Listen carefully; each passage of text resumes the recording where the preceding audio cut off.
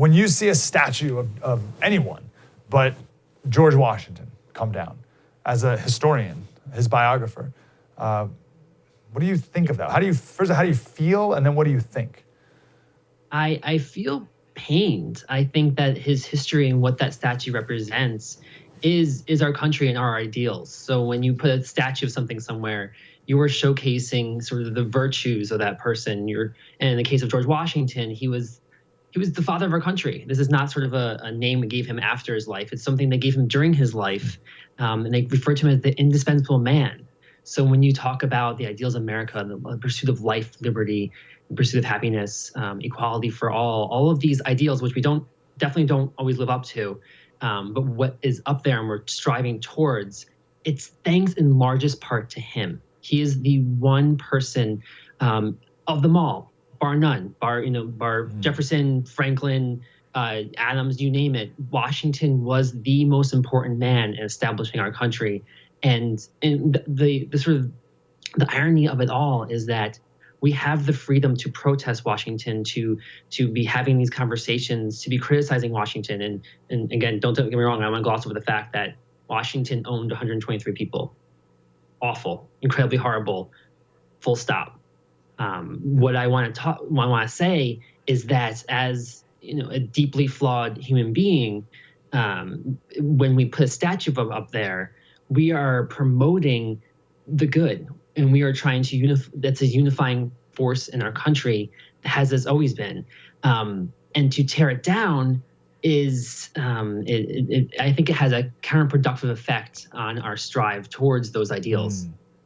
Very good. Okay, all right, I got a ton of questions. Let's start at the top. Give us, share like a story or two that you think best exemplifies maybe one of the great virtues of the man, George Washington.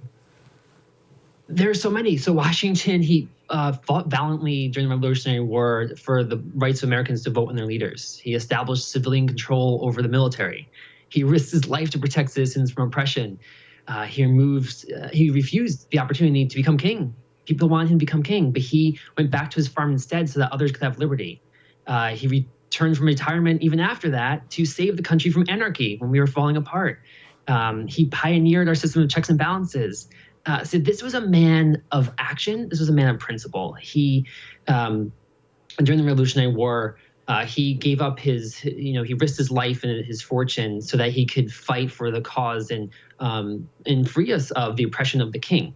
And he's not the type of general of the era where they'd be watching from afar and sort of calculating and mapping.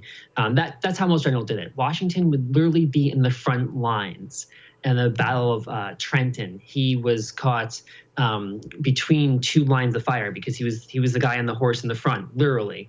And he was caught between the lines of fire. And one of the soldiers on the American side wrote in his journal, "I covered my eyes with my hat because surely the general had to have been hit in the crossfire." But then from the smoke, a booming voice said, "The fine fox chase, boys, charge!" Washington was that man who would have horses shot out from underneath him and say, "Get me a new horse." He was a mythical figure even in his own time. What is one, I love all those answers. What's one virtue that you want your kids to have? And you can point to and you can be like, oh, that's just like George Washington. You are X, or what you did is X, just like George Washington was. He was principled and he never gave up. He never gave up those principles. So I think when we look to statues of him, we were looking to, again, those virtues. So establishing life, the pursuit of life, liberty, and happiness, those were his principles, and he would do anything to get them. And I think that's a really appropriate question for this time, because I see a lot of analogies between what's happening with the statues and sort of any kind of figures and our parents. So Washington, being the father of our country, is sort of our national parent. And as you grow up, you start seeing your parents as sort of as partially flawed people, which again, Washington absolutely was. And then sort of where do you go with that? Do you decide that your parents are completely awful, take all the pictures off the wall? And sometimes that's right. In the case of Washington, I personally don't think it is, because I think there's a lot of good to be celebrated there. And at the same time, I don't want to gloss over the fact that he owned human beings completely awful. I think that is an important conversation for humanity, throughout all of history, there have been slaves. People have been thrown into bondage. And Washington fought against that for white people.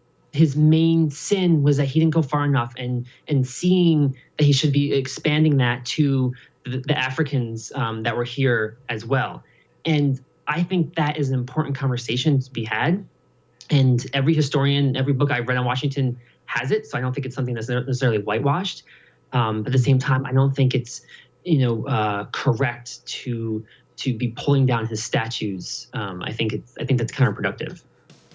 Slater Crusaders, thanks for watching the first on YouTube. If you want more, like, subscribe. We got plenty.